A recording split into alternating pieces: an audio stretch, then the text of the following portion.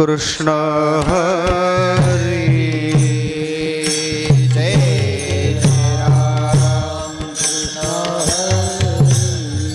हरि जय राम कृष्ण हरि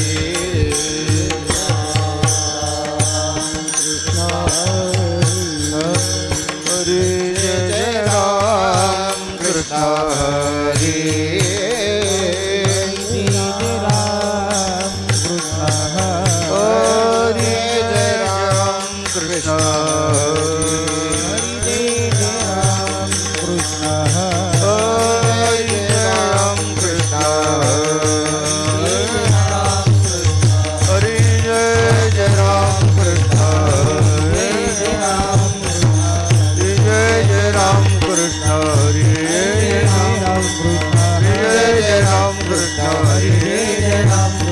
हरि जय जय राम कृष्ण हरि जय राम कृष्ण हरि जय जय राम कृष्ण हरि जय राम कृष्ण हरि जय जय राम कृष्ण हरि हरि जय जय राम कृष्ण हरि जय जय राम कृष्ण हरि हरि जय जय राम कृष्ण हरि जय जय राम कृष्ण हरि जय जय राम कृष्ण हरि रूप पाहता लोचनी सुख झाले साजनी तो हा विठ्ठल बरवा तो हा माधव बरवा तो हा माधव बरवा तो हा माधव बरवा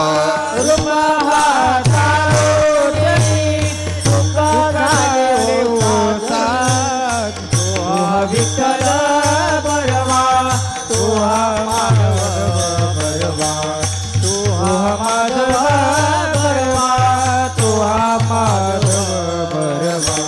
रूप पाहता लोचनी सुख झाले हो साजणी तो हा विठ्ठल बरवा तो हा माधव बरवा तो हा माधव बरवा तो हा माधव बरवा रूप पाहता लोचनी सुख झाले हो साजणी तो हा विठ्ठल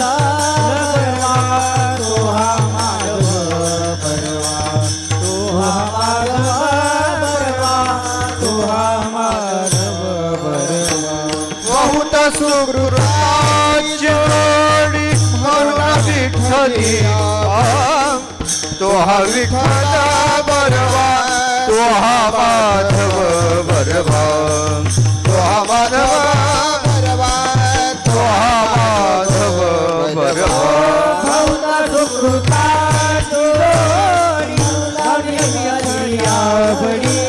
तो हा विठ्ठल बरवा तो हा माधव बरवा तो हा माधव बरवा तो हा माधव सर्व सुखाचे बाप रघुमाले विवाह बाप रघुमाले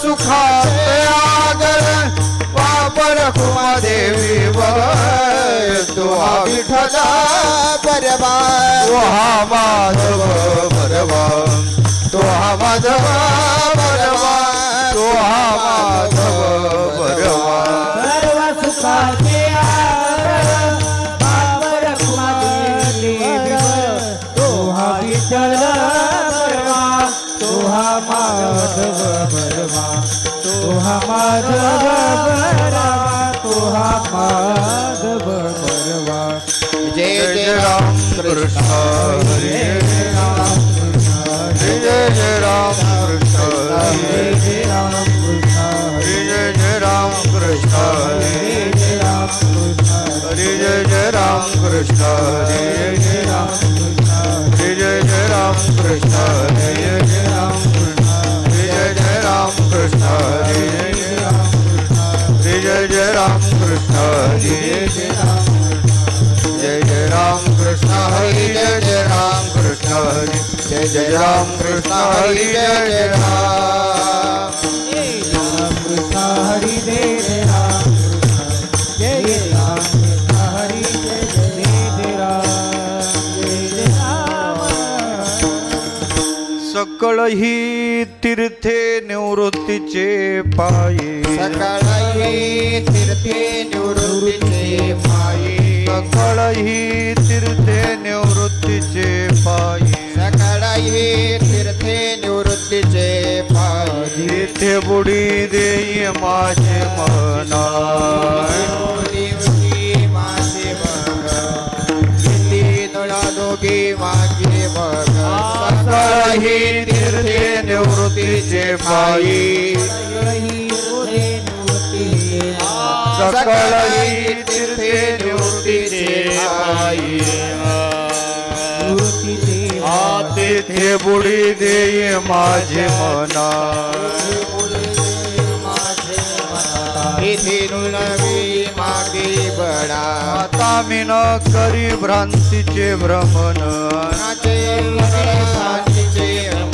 आता मी न करी भ्रांतीचे भ्रमण करी भ्रांतीचे भ्रमण वृत्तीचे मार्जन केले असे केले आसे वृत्तीचे मार्जन केले आसे एकार्णव झाला तरंग बुडाला तरंगू बुडाला एकार्णव झाला तरंग बुडाला कदव झाला तैसा देह झाला एक रूप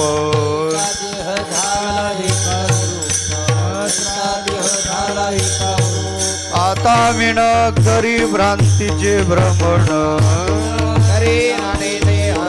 आता मी न करी भ्रांतीचे भ्रमण करी भ्रांतीचे भ्रमण वृत्तीचे मार्जन केले असे वृत्तीचे मार्जन केले असे बापर कुमादेवरू नवल केले बापर महादेवरू विठ्ठलू नवल केले बापर कुमादेवरू विठ्ठलू नवल केले बापर कुमादेवरू विठ्ठल नवल केले हर फले तारू हरविले मृगजळी तारू हरविले बापर कुमादेवरू विठ्ठलू नवल केले बापर कुमादेवी वरे विठ्ठले नवल केले बापर कुमादेवरू विठ्ठलू नवल केले बापर कुमादेवी वरू विठ्ठल नवल केले तारू हरपले जळी तारू हरविले मृगजळी तारू हरविले मृग आता मी न करी भ्रांतीचे भ्रमण आता मी न करी भ्रांतीचे भ्रमण वृत्तीचे मार्जन केले असे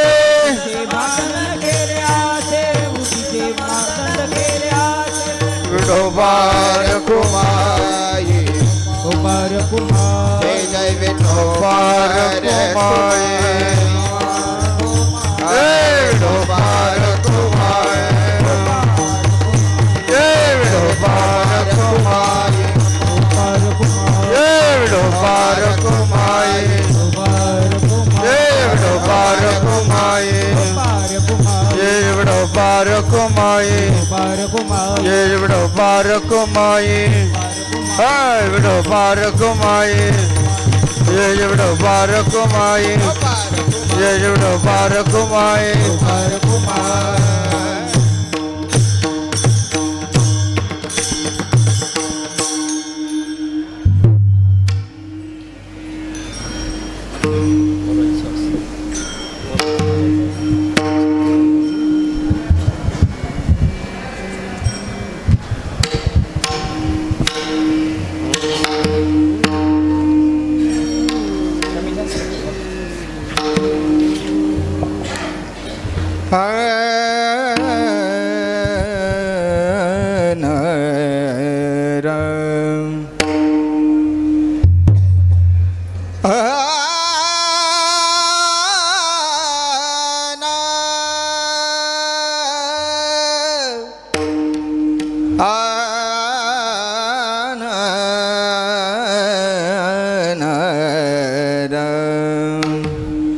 सकळ तीर्थे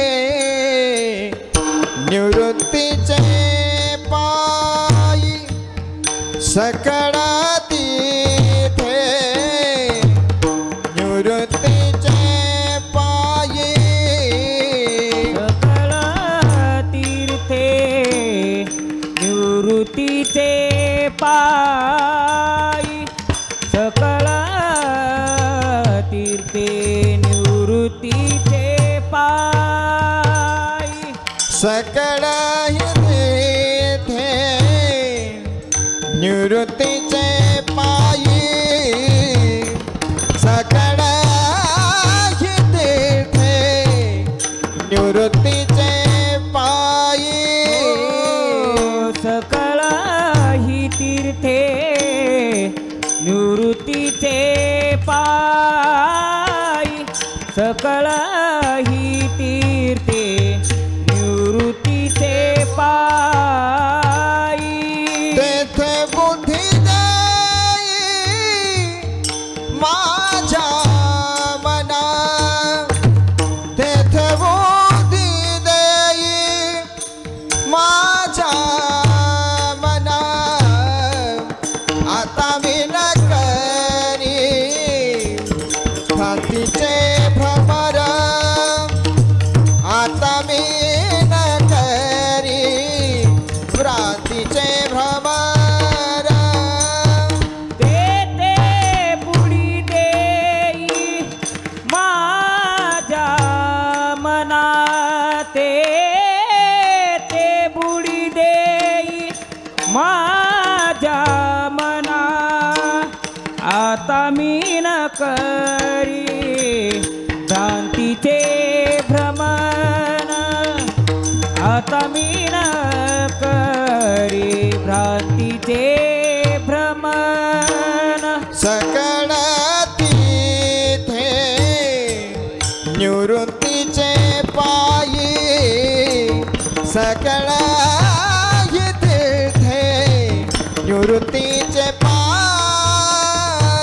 सकळ ही तीर्थे निवृत्तीचे पायी सकळ ही तीर्थे निवृत्तीचे पायी तेथे बुडी देई माझ्या मना तेथे बुडी देई माझ्या मना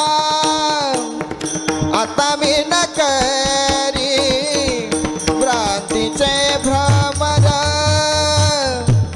आता मी न करी भ्रांतीचे भ्रमर तेथे बुडी देई माझ्या मना ते बुडी देई माझ्या मना आता मी न करी भ्रांतीचे भ्रमण आता मी न करी भ्रांतीचे भ्रमण वृत्तीसी मार्जन केले असे वृत्तीचे मार्जन केले असे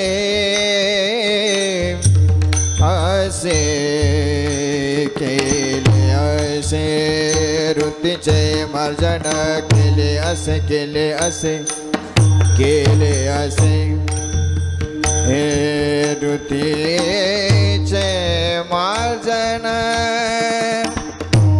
केले वृत्तीचे मार्जन वृत्तीचे मार्जन केले असे केले असे केले असे वृत्तीचे मार्जन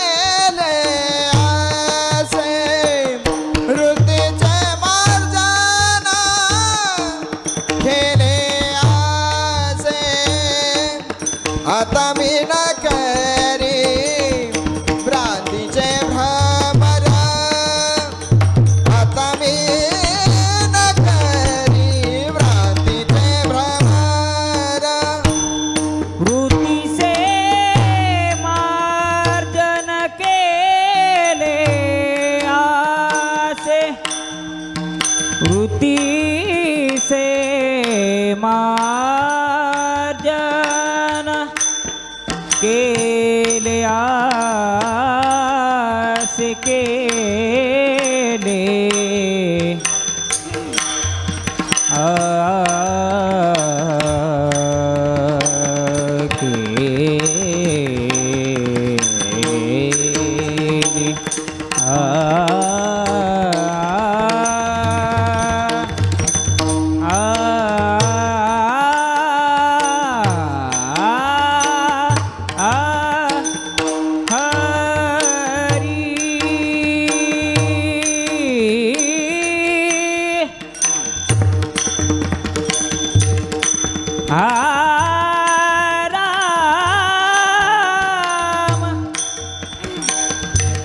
वृत्ति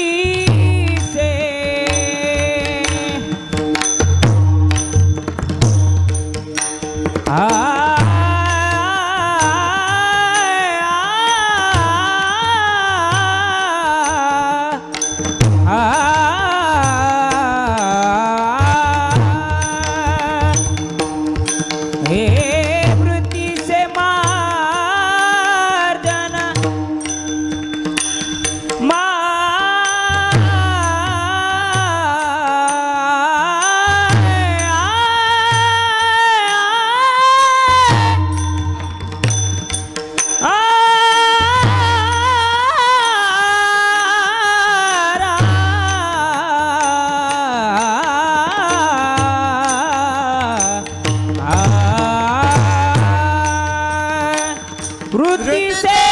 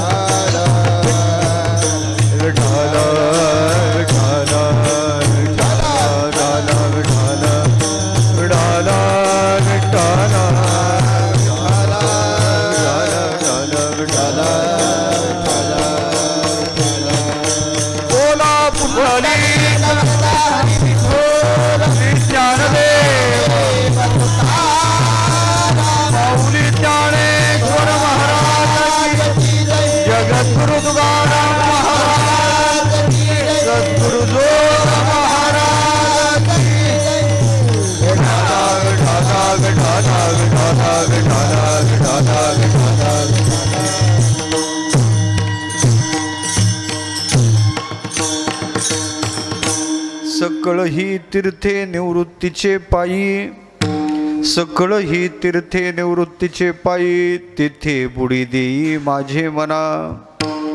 आता मी न करी भ्रांतीचे भ्रमण, आता मी न करी भ्रांतीचे भ्रमण, वृत्तीचे मार्जन केले असे. एक अर्णव झाला तरंग बुडाला, एक अर्णव झाला तरंग बुडाला, तैसा देह झाला एक रूप. आता मी न करी भ्रांतीचे भ्रमण, वृत्तीचे मार्जन केले असे. बाप रखुमादेवरू विठ्ठले नवल केले, बाप रखुमादेवरू विठ्ठले नवल केले. तारू हरपले मृगजळी, आता मी न करी भ्रांतीचे भ्रमण, वृत्तीचे मार्जन केले असे. पांडुरंगा करू प्रथम नमन, पांडुरंगा करू प्रथम नमन, दुसरे चरणा संतांची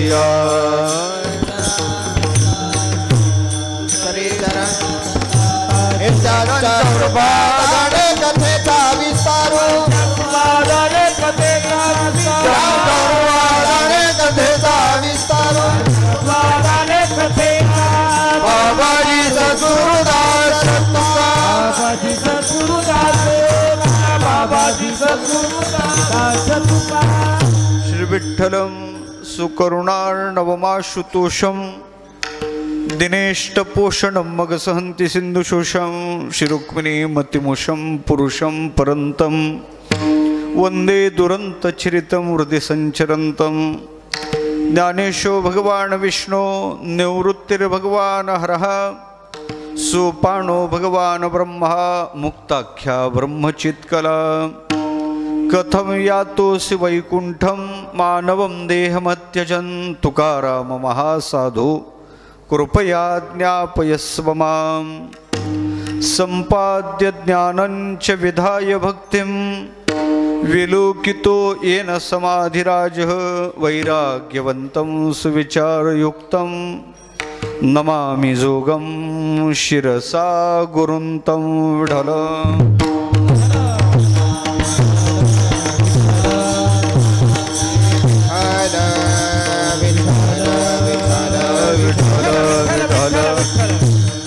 सकळ ही तीर्थे निवृत्तीचे पायी, सकळ ही तीर्थे निवृत्तीचे पायी. तेथे बुडी देई माझे मना, आता मी न करी भ्रांतीचे भ्रमण, वृत्तीचे मार्जन केले असे. प्रस्तुत प्राप्तस्थळी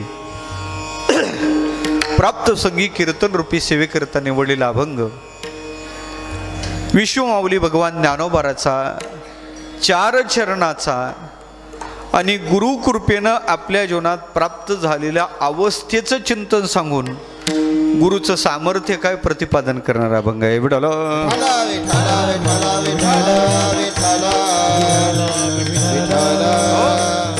चिंतनाला आरंभ करण्यापूर्वी परिहार द्यायचा तो असा. या महायोगपीठा खऱ्या अर्थानं पाहायचं झालं तर अरंकापुरी पुण्यभूमी पवित्र अशा महान पुण्यभूमीत भगवती इंद्रायणी मातेच्या काठावर इंद्रायणी तीरभूम वसंतम, सदा सर्व काळ वसंतासारखी भूमी, सदा सर्व काळ बहरलेली भूमी जी आहे त्या इंद्रायणी मातेच्या काठावर पावन अशा आळंदी क्षेत्रात या भव्य दिव्य भगवती ज्ञानदेवीच्या प्रसादात ज्यांच्या पुण्यस्मरणाचा हा भक्ती उत्सव चालू आहे ते वैकुंठवासी परमश्रद्धे परमपूजनीय गुरुवर्य गोविंद बाबा केंद्रे बाबांच्या 12व्या पुण्यस्मरणाचा हा भक्ती उत्सव चालू आहे. अर्थात तपपूर्तीचा उत्सव आहे. 12 वर्ष कसे गेले काही कळलंच नाही हो.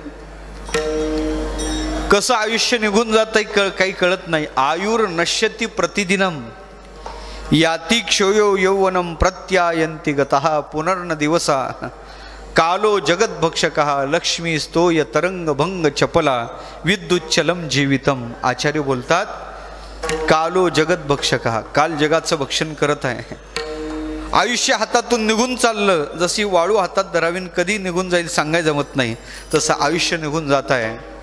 एवढा भव्य काळ, 12 वर्षाचा काळ, बाबाला 12 वर्षाचा काळ कसा झाला काही कळलं नाही. पण खऱ्या अर्थानं पाहायचं झालं तर अशा एका सत्पुरुषाचं, महात्म्याचं हे पुण्यस्मरण आहे. बाबांवर मोठी सद्गुरुनाथाची कृपा होती. वास्तव्यात पाहायचं झालं तर शालेय शिक्षण पाहायचं झालं तर किती होतं? पहिली दुसरीत काहीतरी गेलेले, पार शिक्षणही झालं नाही. पण निष्ठा काय असावी ज्ञानेश्वरीवरची ते त्यांच्याकडे पाहण्यासारखी होती. गुरुच्या विषयीची निष्ठा, साधनेची निष्ठा आणि भगवती ज्ञानदेवीवरची निष्ठा कमालीची त्यांची होती. विठ्ठल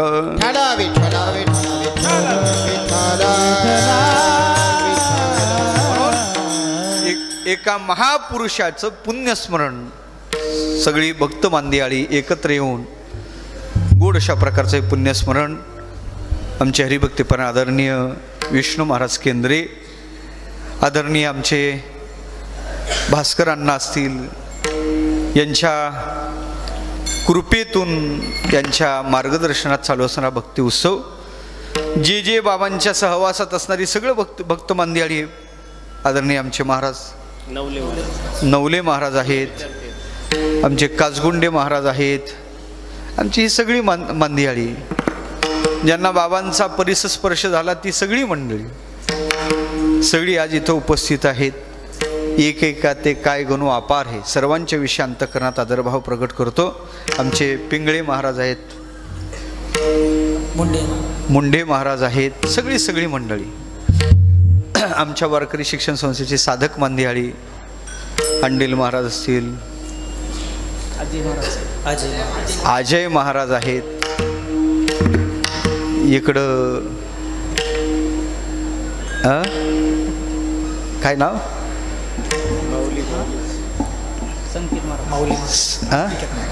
नाव सांगा ना. अंकित महाराज, अनिकेत महाराज असतील. आधी करून एक एका ते काय गणू अपार आहे. तिकडं आमचे मोठे महाराज, अलग लक्षात, सगळी साधक मांदियाळी, सर्वांच्या विषयी अंतःकरणात आदरभाव करतो. 12व्या पुण्यस्मरणाचा भक्ती उत्सव आहे. बाबाचं जीवन काय होतं आपण सगळ्यांनी पाहिलेलं आहे. या महात्म्यांनी आपलं जीवन सगळं समर्पण केलेलं जीवन होतं, समर्पित जीवन होतं. काशीला तीर्थयात्रेच्या निमित्तानं जाणं झालं काशीला, आणि तीर्थयात्रा करता करता करता तिथं जे मानस मंदिर आहे ते मानस मंदिर पाहण्याचा योग त्यांच्या जीवनात आला. तुलसीराम मानस मंदिर खऱ्या अर्थानं तुलसीरामानाचं ते मंदिर आहे. आणि ते मंदिर पाहिल्यानंतर त्यांच्या समवेत जी मंडळी होती, मोठे गुरुवर्य मंडळी त्यांच्या समवेत होती, त्यांच्याच मुखातून हा प्रसंग मी ऐकला. आणि मग त्यांना असं वाटलं का आपल्याही ग्रंथाचं का मंदिर होऊ नये. तेव्हापासून अंतःकरणात ज्ञानेश्वरीचं मंदिर व्हावं अशी संकल्पना धारण केली. ती संकल्पना, अंतःकरणातला संकल्प तो शेवटपर्यंत त्या महात्म्याने सांभाळला. शेवटपर्यंत ध्येय प्रेरितता काय असावी ते महाराजाकडे पाहण्यासारखे होते. बाबांचं जीवन तसं होतं, ध्येय प्रेरित होते. ज्ञानेश्वरी मंदिराचा संकल्प आधीच आहे बरं का, त्याच्या नंतरचा संकल्प गाथा मंदिराचा आहे. आधीचा संकल्प ज्ञानेश्वरी मंदिराचा आहे. ते पार माधव बाबा मगर त्यांच्या समवेतच ते तीर्थयात्रेला गेलेले होते. तो प्रसंग त्यांच्याच मुखातून मी एकदा ऐकलेला आहे. बसल्यानंतर त्याने तो प्रसंग सांगितला. मला सांगायचं काय, विशेषत्वानं पाहायचं झालं तर आपल्या ग्रंथाचं मंदिर व्हावं याला काय पणाला लावावं लागते, काय दिव्य करावं लागते, ते सगळं दिव्य बाबांनी केलं. काय पणाला लावावं लागते महाराज. मला वाटते कोणत्याही गावात कार्यक्रमाला गेल्यानंतर ज्ञानेश्वरी मंदिराच्या विषयी बोलले नाही तर नवल. रात्री कीर्तनात ज्ञानेश्वरी मंदिराच्या विषयी बोलायची यात विशेषता नाही. पूर्वी प्रत्येक सप्ताहात ज्ञानेश्वरी पारणा असायची. का म्हणतो, अलीकडे ती कुठं गेली काही पत्ताच लागला नाही. पूर्वी ज्ञानेश्वरीचे प्रवचन असायचे, अलीकडे ते प्रवचनही गायब झाले, कारण प्रवचन करणारेच गायब झाले. आलं का लक्षात? म्हणून त्या गावात गेल्यानंतर रात्री हे बाबा कीर्तन केल्यानंतर रात्री त्या गावातून कधीच निघायचे नाही. रात्री त्या गावात मुक्काम करायचे. पण मुक्काम करून दुसऱ्या दिवशी सकाळी ज्यावेळेस ज्ञानेश्वरी पारायण चालू व्हायचं, हा महात्मा त्या ज्ञानेश्वरी पारायणात जायचेच. ज्ञानेश्वरीचं पारायण थोडा वेळ करू लागायचे आणि ज्ञानेश्वरीची महती सांगायचे. मी पाहिलेले प्रसंग, माझ्या डोळ्यासमोरचे प्रसंग सांगतो मी तुम्हाला. ज्ञानेश्वरीचं पारायण त्यांना करू लागायचे आणि केल्यानंतर त्या ज्ञानेश्वरीच्या विषयी पुन्हा महत्त्व सांगायचे. आणि काहीतरी ज्ञानेश्वरी मंदिरासाठी हे मंदिर व्हावं वाटलं असतं त्यांना. स्वतंत्र आपला मोठा असा लवाजमा उभा करावा, पारमार्थिक प्रपंच उभा करावा, तरी करू शकले असते बरं का, करू शकले असते. अवघड नव्हतं त्यांना. वाणीत सामर्थ्य होतं, वाणीत वेगळं विलक्षण सामर्थ्य होतं, ते करू शकले असते. पण ते न करता या महात्म्याने आपली सगळी शक्तीपणाला फक्त भगवती ज्ञानदेवीच्या मंदिरासाठी लावली.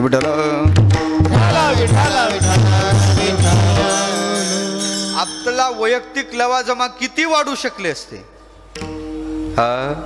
जे आपल्या नावे होतं ते सुद्धा मंदिरालाच. दोन्ही धर्मशाळेचा विचार करायचा झाला तर आता ही मंडळी, जुनी मंडळी धर्मशाळेत राहिलेली असतील. निस्ते ज्ञानेश्वर नाही, साधकावर प्रेम होतं. त्या काळात आळंदीची विशेषता होती. आळंदीत ज्या 2-4 धर्मशाळा होत्या तिथं सगळ्यात अधिक साधक राहायचे.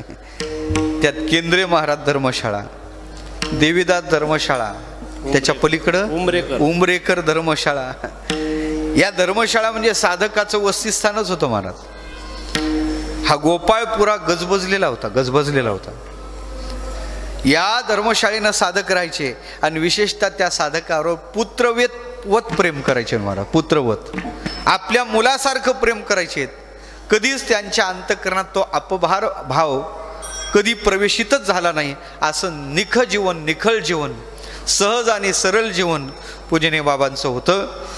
ज्यांनी बाबांना अनुभवलं ती मंडळी माझ्या पुढं आहेत. अशा महापुरुषांचं हे दिव्य पुण्यस्मरण आहे. 12 वर्षाचा काळ लोटला. हे 12वं पुण्यस्मरण आहे. तपपूर्ती आहे, तपपूर्ती. मी तर नेहमी सांगत असतो का खऱ्या अर्थानं पाहायचं झालं तर महात्मा कधी मरत नाही, मृत्यूच्या ताब्यात जातच नाही. तो आम्हाला मरावं लागते, साधू मरत नाही. मरण म्हणजे काय हो? मरण शब्दाचा अर्थ आहे, भागवतात मृत्यूचं लक्षण सांगितलं. मृत्यूर अत्यंत विस्मृती. मृत्यू शब्दाचं चिंतन आहे एक भागवताच्या 11 स्कंदात. मृत्यू म्हणजे विस्मरण आहे, विस्मरण. मृत्यू करतो काय? जीवाला विस्मृतीच्या पडद्याआड टाकून देतो. मृत्यू करतो काय? जीवाचा विसर पाडतो. मी तुम्हाला विचारतो, आपल्याला आपल्या बापाचं नाव माहीत आहे? आपल्याला आपला बाप माहीत आहे? माहीत पाहिजे. आपला बाप कोण सांगायचं जमलं पाहिजे. आपल्याला आपल्या आजोबाचं नाव माहीत आहे? आपल्याला आपल्या पंजोबाचं नाव माहीत आहे ना? पंजोबापर्यंत माहीत पाहिजे. पंजोबा, आजोबाचे वडील पंजोबा माहीत आहे ना? माहीत पाहिजे. आपल्याला आपल्या खापर पंजोबाचं नाव, पंजोबाचे वडील नव्हते त्यांना वडील. मग त्यांना जर वडील होते, त्यांच्या सातबाऱ्यावर परंपरेनं जर आपलं नाव चढलं असेल, त्यांची प्रॉपर्टी आपण खात असू तर कमीत कमी त्यांचं नाव तरी लक्षात पाहिजे. पण त्यांचं नाव आपल्या लक्षात नाही. का नाही? त्याचं उत्तर आहे का? मृत्यूने त्यांचा ग्रास केला. मृत्यूने त्यांना विस्मृतीच्या पडद्याआड टाकलं. मृत्यू तेच करतो देवा. आज जरी आपलं स्मरण असलं तरी कालांतरानं हा मृत्यू जगाला आपलं विस्मरण पाडून देतो. जगाला विस्मरण पाडून देतो. मृत्यू ताकद आहे जगाचं विस्मरण करण्याची, पण मृत्यूमध्ये ती ताकद नाही का साधूचं जगाला विस्मरण होण्याची. तो काळ आहे ज्या काळात बापाचं वर्षश्राद्ध धूमधडाक्यात करतो, दुसऱ्या वर्षी बापाची तिथी लक्षात राहत नाही. याच तिथीला माझा बाप गेला का, ते विचार ब्राह्मणाकडे जावं लागते. ऐका, पहिल्या वर्षी धुमधडाक्यात केलेलं श्राद्ध दुसऱ्या वर्षी तिथी लक्षात राहत नाही. आणि 12 वर्ष झाले तरी त्या महात्म्याची तिथी आपल्या लक्षात आहे. आणि आपण बराबर त्या तिथीला तो उत्सव करतो का? त्याचं उत्तर आहे, हे साधू कधी मृत्यूच्या ताब्यात जातच नाही, मृत्यूच्या ताब्यात जात नाही.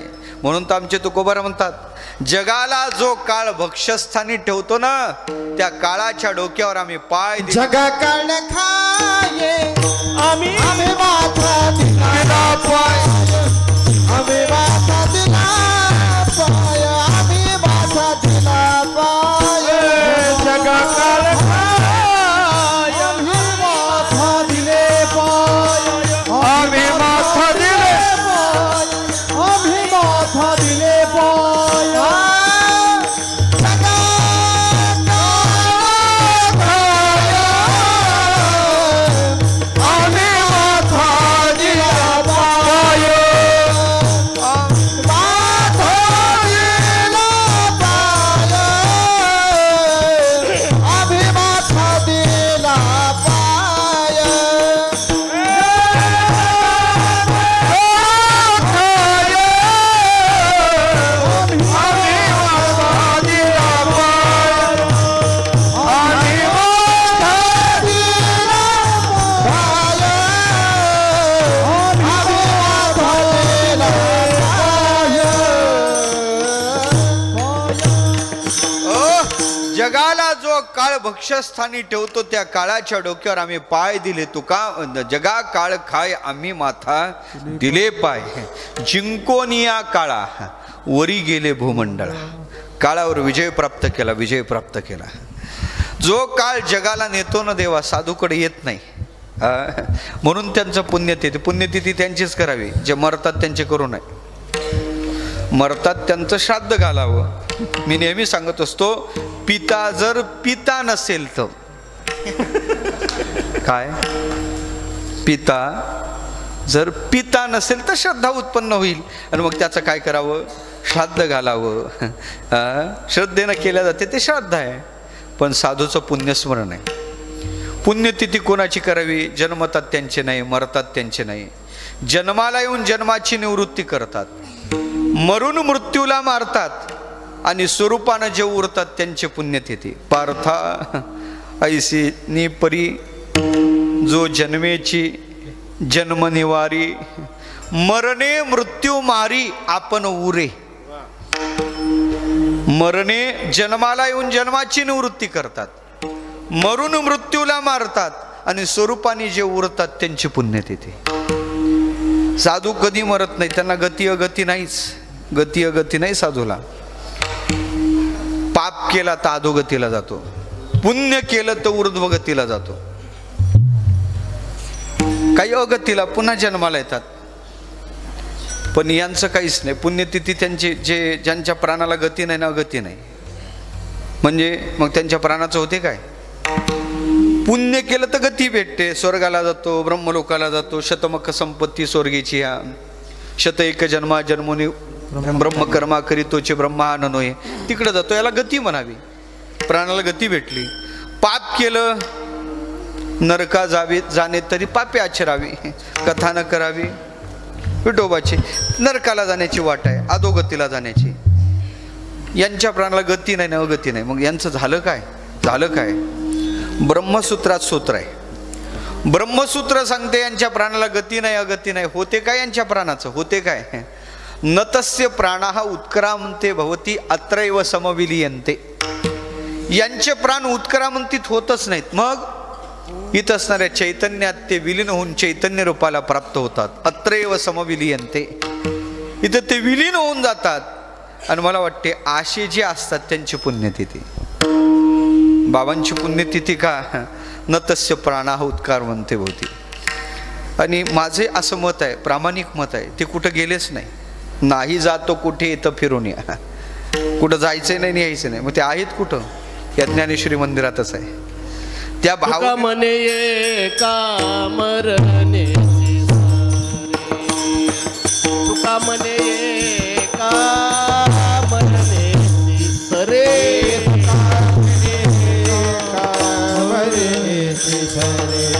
तुका म्हणे का मरणे का मरणे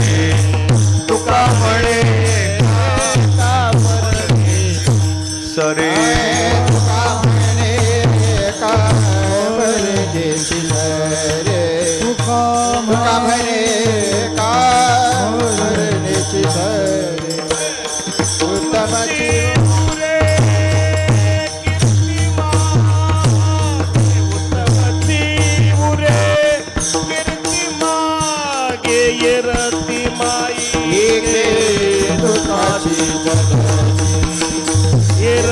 माई के दुखाची उत्तमाची मुरे रती मागे उत्तमाची मुरे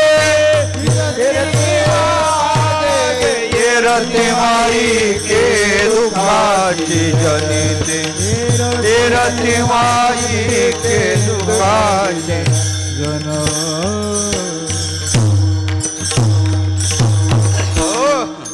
माझा विषय चालला बाबा आहेत कुठं कुठंच नाही इथंच आहेत अत्रैव समविलीयन ते इथंच ते विलीन झालेले आहेत इथंच आहेत या चैतन्यात आहे या ज्ञानेश्वरी मंदिराचा रजक्कन आणि रजक्कन त्यांची साक्ष देत आहे हे मंदिर म्हणजे ज्ञानेश्वरीच्या विषयी त्यांची भावनाच मूर्त रूपानं प्रगट झालेली आहे हे मंदिर सामान्य नाही म्हणून माझा विषय चालला ते जात नाहीत काही गोष्टी राहतात साधूच्या काय राहते साधूचं ज्ञान राहते साधूची समाधी शिल्लक राहते आणि साधूची कीर्ती शिल्लक राहिल्या तर कीर्ती जगामाजी जगामाजी राहिल्या तर कीर्ती जगामाजी राहिल्या त्या कीर्ती जगामाजी राहिल्या त्या कीर्ती जगामाजी गेले दिगंबर ईश्वर विभूती राहिल्या कीर्ती जगामाजी राहिल्या कीर्ती गेले दिगंबर ईश्वर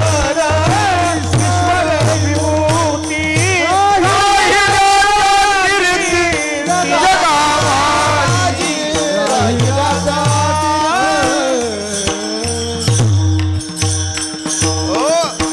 गेले दिगंबर ईश्वर विभूती राहिल्या त्या कीर्ती जगा माझी तुका म्हणे एका मरणेची सरे उत्तमची उरे कीर्ती मागे त्यांची कीर्ती शिल्लक राहते काळ किती प्रभावी असू द्या किती बलशाली असू द्या पण त्याच्या ताकद नाही साधूच्या कीर्ती तनूला हात लावण्याची कीर्ती तनूला हातच लावू शकत नाही म्हणून तिथं काळ दोबळ आहे तिथं काळ दोबळा आहे दुसरी गोष्ट समाधी राहते समाधी राहिल्या समाधी गेले ऋषीश्वर अनादीच्या आधी अनादीचे आधी राहिल्या समाधी जगा माझी या जगात त्यांच्या समाधी शिल्लक राहतात समाधी शिल्लक सम्यक स्थिती त्यांची शिल्लक राहते आणि संविध एक रूपानं विद्यते मासाब्द युग कल्पेशु गता गामेश्वने कदा नो देती आस्त न येते त्यांचा आस्तय होत नाही संविदेशा स्वयंप्रभा तो संविध ते ज्ञान शिल्लक राहते अशा तीन गोष्टी साधूच्या राहतात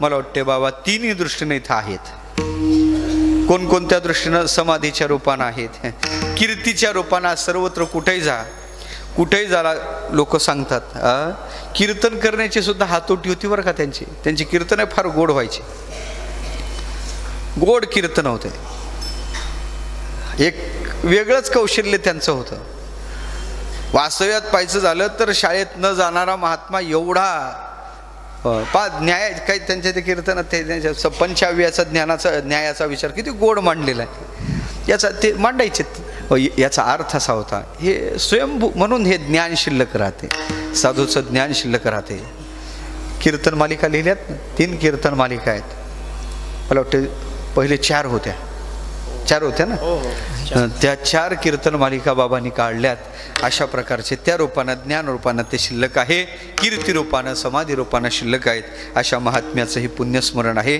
12वं पुण्यस्मरण आहे तपपूर्ती आहे त्यानिमित्त सप्ताह आणि त्यात आजची सेवा खरं तर अन्नाची सेवा याची आणि माझी सेवा पुढं होती 27ला पण काही कारणास्तव बदल करण्यात आला आणि आज अण्णाच्या आज्ञेनं अण्णांनी सांगितलं काही हरकत नाही म्हणून मग मला ती सेवा करण्याचा योग आला गुरुवर्य बाबांची ही सेवा आहे आणि आज महत्त्वाचा दिवस आहे वारकरी संप्रदायाच्या दृष्टीनं महत्त्वाचा दिवस आहे. काय? वारकरी संप्रदायातले परमगुरु ज्यांना म्हणतात, गुरुचे गुरु कोण? गुरुचे गुरु आहेत निवृत्तीनाथ महाराज. आज निवृत्तीनाथ महाराजांचा समाधी उत्सव आहे. तसा समाधी उत्सव ज्येष्ठात आहे महाराजांचा. पण ज्येष्ठात वारकरी जे आहेत ते त्रयोदशीला पंढरीच्या वाटेनं असतात. मग पंढरीच्या वाटेनं असल्या कारणानं ते पंढरीच्या वाटेनं वारकरी असल्यामुळं मग ते उत्सव त्यांना शक्य नाही ना. मग क्रमानं वारकऱ्यांनी काही उत्सव ठरवून घेतलेले आहेत. हे ठरवून घेतलेला उत्सव आहे. वास्तव्यात पाहायचं झालं तर निवृत्तीनाथाची समाधी आजची नाही, ज्येष्ठ महिन्यातली. झालं असं ज्ञानोबाची कार्तिक महिन्यात झाली, मार्गशीर्ष महिन्यात सोपान काकाचा तुम्ही जावे गडा सासवडाशी, सासवडाला सासवडची समाधी त्रयोदशी ती झाली. नंतर पुढे येणारा पौष महिना ओघा ओघानच मग निवृत्तीनाथ महाराजांची समाधी. सद्गुरू जोग महाराजांची त्याच्यावर कृपा आहे. विठ्ठल जोग महाराजांनीच मोठं यात योगदान दिलेलं आहे. आलं लक्षात? महाराजांच्या प्रेरणेनंच हे व्यवस्था केलेली आहे पौष महिन्यातल्या समाधी उत्सवाची.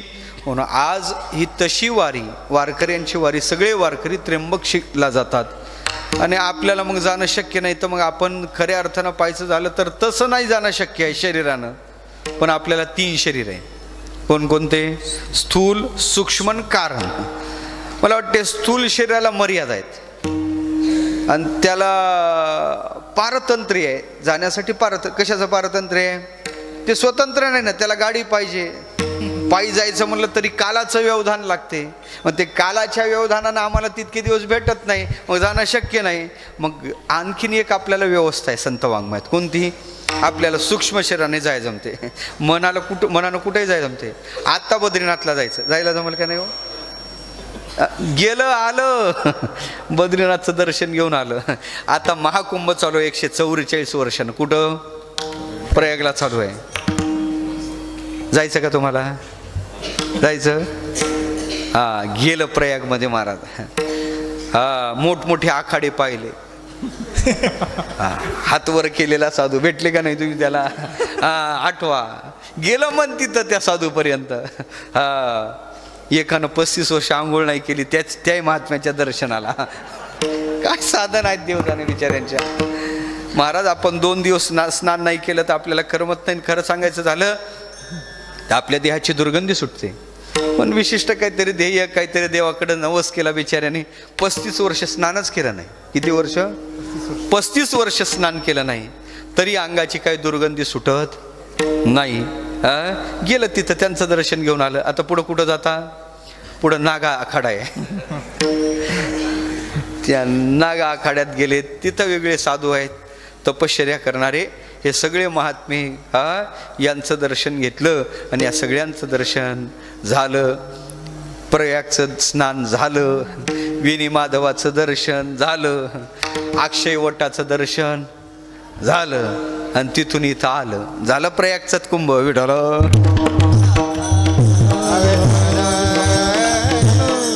तसं आज आपण स्थूल देहानं जरी इथं असलो तरी आज आपण सूक्ष्म देहानं कुठं गेलोत? आता मला असं वाटते मी एकट्यानं जाण्यापेक्षा सगळ्याला घेऊन जावं असा मी विचार केला आणि म्हणून अभंग निवडला. बरं का?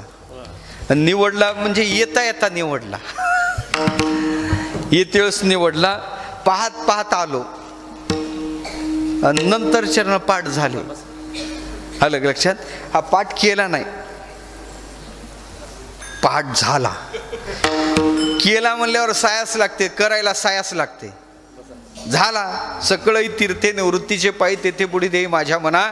आता मी न करी भ्रांतीचे भ्रमण वृत्तीचे मार्जन केले असे. एकार नव झाला तरंग बुडाला तैसा देह झाला ब्रह्म. एकार नव झाला तरंग बुडाला तैसा देह झाला एक रूप. बाप रुक्माधरू विठ्ठले नवल केले तारू हरविले मृगजळे. हरपले मृगजळी. आलं का लक्षात? येता येता केलेला पाठ आहे, पण गोड अभंग आहे. निवृत्तीनाथाचं वर्णन आहे. निवृत्तीनाथाचं वर्णन, आपल्या सद्गुरुनाथाच्या विषयी काय भावना असावी ज्ञानोबाराला विचारा. ज्ञानोबारानं वेळोवेळी निवृत्तीनाथाचं वर्णन ज्ञानेश्वरीत केलं. वेळोवेळी गुरुनिष्ठा काय असावी, वारकरी संप्रदायाची विशेषता आहे. वारकरी संप्रदाय जसा देवाचा भक्त आहे, तसं या संप्रदायाची सर्व महात्मे गुरुभक्त सुद्धा आहेत. हो, नामदेव महाराजचा इतिहास पहा. नामदेव महाराजचा इतिहास पाहिला तरी नामदेव महाराज विसोबा महाराजांच्या चरणावर लीन आहेत. नामा मने खेचरा पायी ओळखी झाली सर्वा ठाई. सद्गुरूची उच्च निष्ठा आहे. परमार्थात निष्ठा महत्वाची आहे, त्यात गुरुची निष्ठा फार महत्वाची आहे. तुकोबाराची निष्ठा पहा.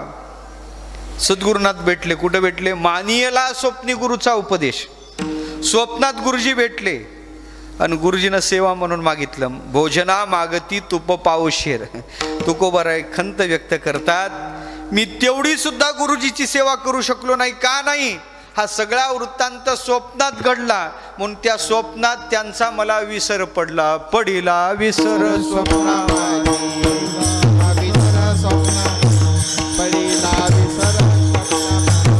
भोजना मागती तुप पावशेर. भोजना मागती तुप पावशेर. पडिला विसर स्वप्ना माझी.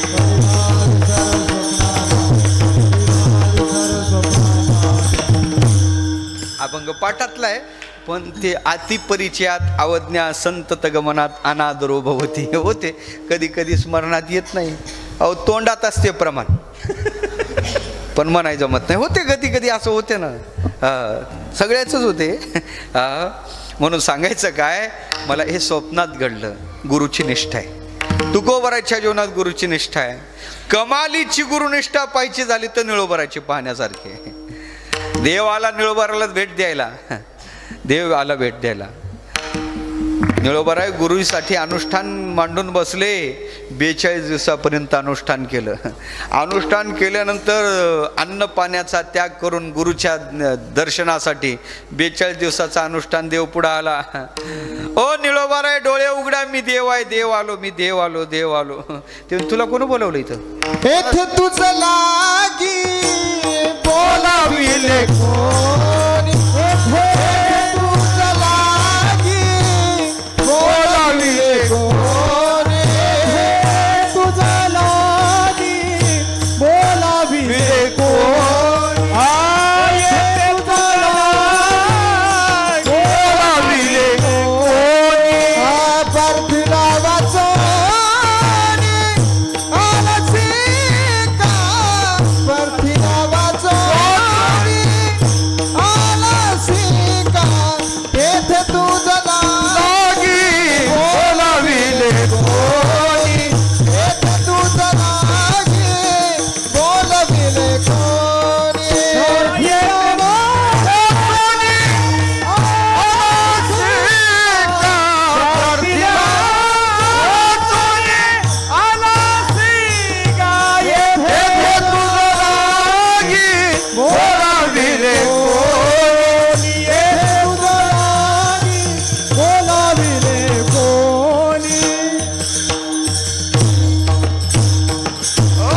निळोबाराय देवाला म्हणतात, देवा तुला इथं कोणी बोलावलं?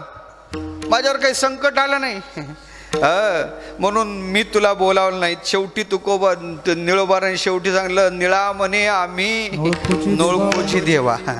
तुकयाचा धावा करीत असे. कमालीची निष्ठा आहे. गुरुनिष्ठा काय असावी? वारकरी संप्रदायातल्या सगळ्या संत मांदियाळीत पाहायचं झालं तर गुरुनिष्ठा. आमच्याही परंपरेत पाहायचं झालं ना, गुरुनिष्ठेचे आदर्श आहेत. गुरुजी गेले, कळलं, देहत्याग केला, देह सोडून दिला, प्राण सोडून दिला. शिंपी बाबा, गोले बाबाची काय निष्ठा होती महाराज. गुरुरे शांताराम गुरुच्या बाबतीत निष्ठा पाहण्यासारखी आहे.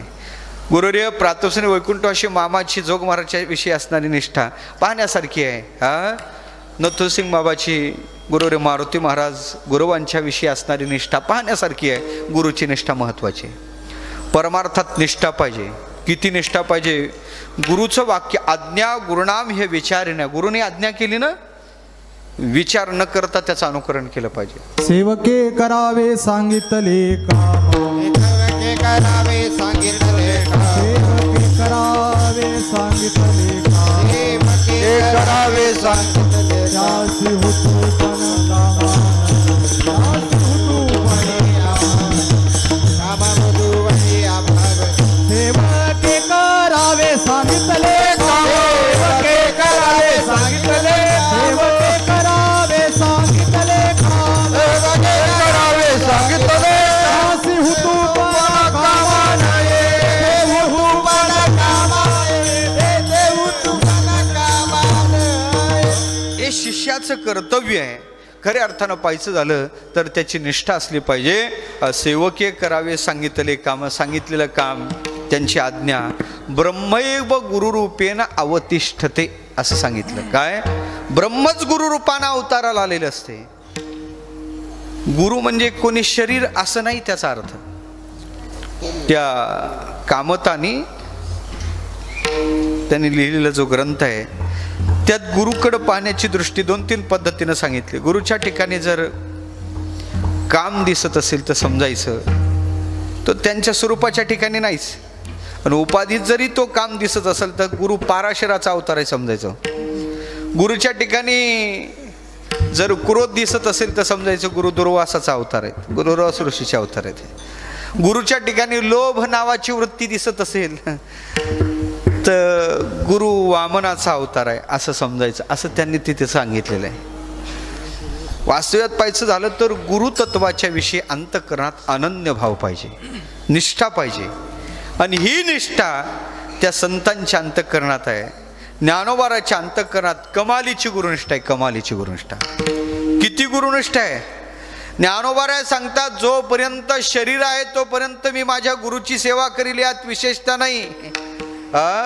ज्यावेळेस शरीर पडलं, देहपात झाला, तरी या देहात पंचतत्व आहेत. त्या पंचतत्वाने सुद्धा शेवटी मी गुरुची सेवा करेल. ये शरीरची माती मिळवीन ती एक क्षिती, जेथ श्रीचरण उभे ठाती आराध्याचे. या शरीरातली माती मी तिथं मिळवीन का जिथं माझे सद्गुरुनाथाचे चरण उभे राहतील, चरण उभे राहतील. या शरीरातलं जलतत्व मी तिथं विलीन करीन. माझे सद्गुरुनाथ त्या जलाला स्पर्श करतील, ते शीतलता त्यांच्यासाठी आवश्यक वाटेल, मी तिथं जलतत्वाचं विलीनीकरण करील. या शरीरातलं तेजतत्व मी तिथं विलीन करील ज्या तेजाने माझ्या सद्गुरुनाथाची आरती होईल. या शरीरातलं वायुतत्व मी तिथं विलीन करील. कुठं? माझ्या सद्गुरुनाथाच्या प्राणासाठी ते उपयोगी येतील तशा तिथं. आणि खऱ्या अर्थानं या शरीरातलं आकाश तत्व मी तिथं विलीन करीन जिथं माझे सद्गुरू संचार करतील. माझा विषय चालला तिथं माझे सद्गुरुनाथ राहतील, अशा अवकाशात ते विलीन करीन. विषय माझा चालला. किती निष्ठा आहे? सद्गुरू जोपर्यंत आहेत तोपर्यंत मी त्यांची सेवा करीन. ज्ञानोबारांनी सद्गुरूचं वर्णन, संतांचं वर्णन किती केलं ऐका. ज्ञानोबाराला प्राप्त झालेले सद्गुरू निवृत्तीनाथ सामान्य नाही. निवृत्तीनाथाचे दोन्ही रूप ज्ञानोबा ज्ञानेश्वरी सांगतात. निवृत्तीनाथाचं एक वास्तव स्वरूप पाहायचं झालं तर तुमच्या आमच्या समोर असणारे देह ते निवृत्तीनाथ आहेत. पण याही पेक्षा निवृत्तीनाथाच्या तात्विक स्वरूपाचं चिंतन ज्ञानोबा विशेष करतात. निवृत्तीनाथ कोण आहेत? निवृत्तीनाथाचं वास्तव स्वरूप काय? सदाशिवाचा अवतार,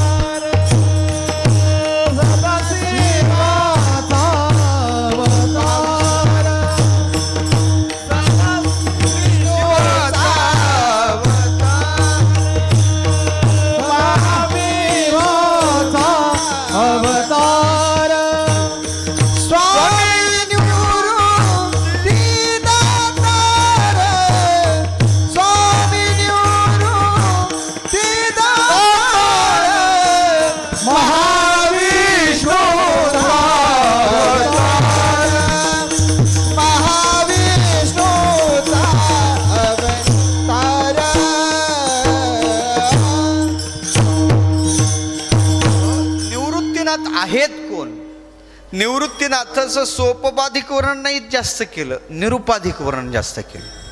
ज्ञानोबारांनी निवृत्तीनाथाचं वर्णन करते वेळेस सोपपाधिक जास्त वर्णन आहे, निरुपाधिक वर्णन आहे. माझे गुरुजी सामान्य नाहीत, माझे गुरुजी ब्रह्म आहे. ब्रह्मरूपानं निवृत्तीनाथाचं जे वर्णन ज्ञानेश्वरीत आलं, अमृतानुभवात आलं, ते पाहण्यासारखं आहे. निवृत्तीनाथ कोण आहेत? ब्रह्मवाचक शब्द सगळे वापरलेत. यदक्षरम, अनाख्येयम, आनंदम, अजम, केवलम श्रीमन श्री निवृत्तीनाथे ख्यातम दैवतम आश्रयेत. यदक्षरम, अनाख्येयम, आनंदम, अज केवलम श्रीमन श्री निवृत्तीनाथे ती ख्यातम दैवतम आश्रयेत. कोण आहेत निवृत्तीनाथ? यद अक्षरम, जे अक्षरतत्व ब्रह्मतत्व आहेत तेच हे आहेत. यदक्षरम, अनाख्ययम, ज्या ब्रह्मतत्वाच्या विषयी वाणी मौन धारण करते, यतो वाचो निवर्तन्ते अप्राप्य मनसास अनाख्यम. अजम, निवृत्तीनाथ जन्माला आलेले नाहीत, अज आहेत. अज ब्रह्म, जन्मच नाही, जन्मरहित आहे, केवल आहे, कैवल्य रूप आहेत, कैवल्य रूप. यदक्षरम, अनाख्यम, आनंदम, अज केवलम, आनंद स्वरूप आहे, अज केवलम असे निवृत्तीनाथ आहे. ब्रह्मवाचक जे शब्द आहेत ते सगळे ब्रह्मवाचक शब्द निवृत्तीनाथाच्या संबंधानं वापरून निवृत्तीनाथाचं तात्विक स्वरूप सांगितलं. ज्ञानोबा निवृत्ती ते मान्य आहेत. ज्ञानोबा निवृत्तीनाथाचं चिंतन सांगणार. निवृत्ती जया नाव, त्यांचं नावच निवृत्ती नाही, निवृत्ती जया. बरं, निवृत्तीची राणी व निवृत्तीशी. ज्ञानोबा निवृत्तीनाथाचं हे चिंतन करतात. निवृत्तीनाथ त्यांचं नाव आहे. काहीचं नाव मोठं असते पण लक्षण खोटं असते. काहीचं नाव ज्ञानेश्वर, माऊली, सगळं माऊली म्हणतात पण महावली असतो. होतेच ना असे. नाव मोठं असते. एकाला वाटलं आपलं नाव आहे ठणठण पाल, सगळे ठणठण्या म्हणायचे त्याला. त्याला ते काही बरं नाही, बदललं पाहिजे, बदललं पाहिजे. गुरुजीकडे आलं, गुरुजी माझं तेवढं नाव बदला हो. गुरुजी म्हणे बरं आहे ना, काहीच नाही, खिशे खाली ठणठण पाल, बरं नाही का? नाही गुरुजी, असं चांगलं नाव ठेवा, चांगलं नाव. नामकरण विधी ठेवू म्हणे, पण पहिले नाव शोधून आण ना. कोणतं नाव तुला ठेवायचं, तुला योग्य वाटेल, साजेल, शोभेल असं नाव शोधून आण. ते बाहेर पडलं. बाहेर पडल्यानंतर नाव शोधू लागलं. नाव शोधता नाव शोधासाठी तो बाहेर पडला आणि फिरता फिरता फिरता फिरता फिरता एका डोंगरातून जाऊ लागला. एक बाई तिथं त्याला दिसली. ते बाई शेणी वेचत होती.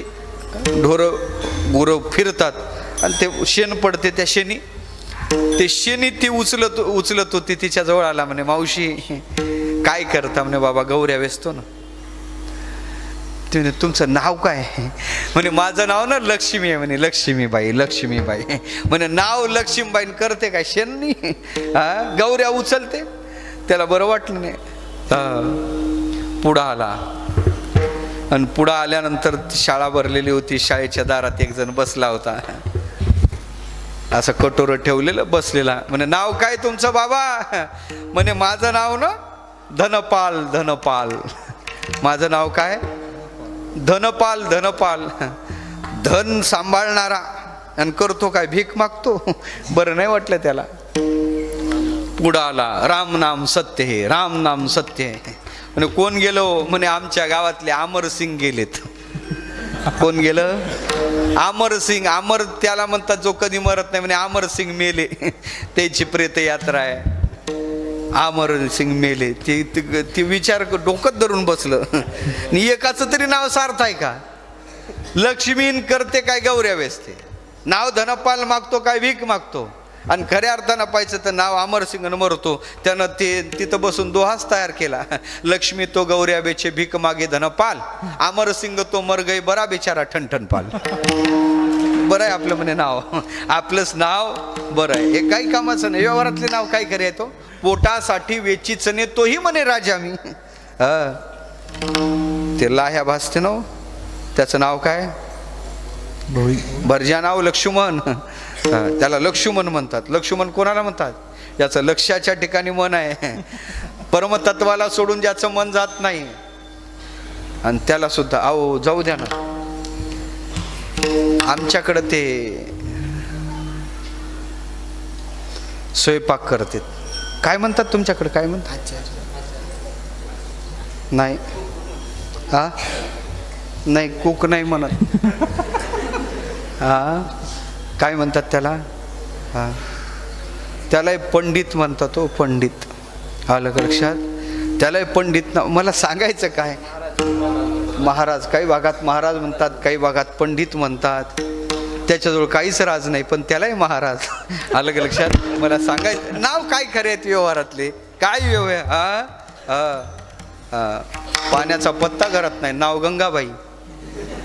सुलोचना पाहते मुंबई पुन्हा, काय उपयोग आहे हो? श्लेष्मा, श्लेष्मा माहिती आहे का? श्लेष्मा का नाव ठेवतात तसे काय कळत नाही. त्याला जे श्लेष्मपुरी म्हणतो ना आपण, याला इथून जो बाहेर धार येते ना सारखी, त्याला श्लेष्मा म्हणतात. काय नाव ठेवतील सांगायचं मत नाही, पण निवृत्तीनाथाचं नाव तसं नाही. निवृत्ती जया नाव, निवृत्तीनाथाचं नाव निवृत्ती आहे. निवृत्ती जया बरो, बरो म्हणजे शोभा. निवृत्ती हीच त्यांची शोभा आहे. आणि निवृत्तीची राणीव, त्यांचं राज्य कोणतं आहे? निवृत्तीचं राणीव आहे. निवृत्तीसी असं ज्यांचं नाव आहे, असे निवृत्तीनाथ ज्ञानोबाराचं भाग्य असं. घरीच सद्गुरू भेटले आणि ज्ञानोबारा गुरुची निष्ठा आपल्या जीवनात सांभाळतात. निवृत्तीनाथाच्या विषयी किती प्रेम आहे, किती प्रेम आहे, किती वर्णन करतात ज्ञानोबाराय. म्हणावं लागते, ज्ञानोबा तू संतांचं स्तवन करू लागला ना, तुला कथेचंही स्मरण राहत नाही. आवरावं लागते, तू संत स्तवनी रतसी तरी कथेची सेन करीशी, निराळी बोल बोलीशी पण सनागर. चांगलं बोलतो बाबा. तुला कथा गीतेचं भाष्य सांगायला बसलो, हे लक्षात नाही राहत. संतांच्या विषयी आघाड निष्ठा आहे. ऐका, ज्ञानेश्वरी ज्ञानोबारायनी पदात आहे, पदाचा आधार धरून संतांचं वर्णन केल्यात विशेषता नाही. पण कधी कधी पद नाही तरी ज्ञानोबारांनी संतांचं वर्णन, कधी नमनाचा आधार करून, कधी प्रास्ताविकाचा भाव धरून, कधी असा अर्जुनाला वाटेल म्हणून अशा प्रकारचे संतांचं वर्णन केलं. आणि ज्ञानेश्वरी जेवढं काही संतांचं वर्णन आलं ते दुसऱ्या तिसऱ्या संतांचं नाही, प्रत्यक्ष समोरच संत बसले. तुम्ही संत माझ्या कडा कराल दिठीचा बहुडा, तरी तुम्हा मान्यने एवढा होईन मी. निवृत्तीनाथ तरी तुम्हा संतांची संतांची सभा आहे. निवृत्तीनाथ संत म्हणून, निवृत्तीनाथ गुरु म्हणून पुढे उभे आहेत, पुढे बसलेले आहेत. निवृत्तीनाथांनी आज्ञा केली. या निवृत्तीनाथाचा वास्तवाधिकार काय? ही निवृत्तीनाथ वास्तव्यात निवृत्ती वृत्तीत राहतात, पण या निवृत्तीनाथाचा जगताच्यासाठी उपयोग काय? हे निवृत्तीनाथाचा अधिकार काय? हे निवृत्तीनाथाचं वास्तव स्वरूप काय? अभंगाचं पहिलं चरण. पायी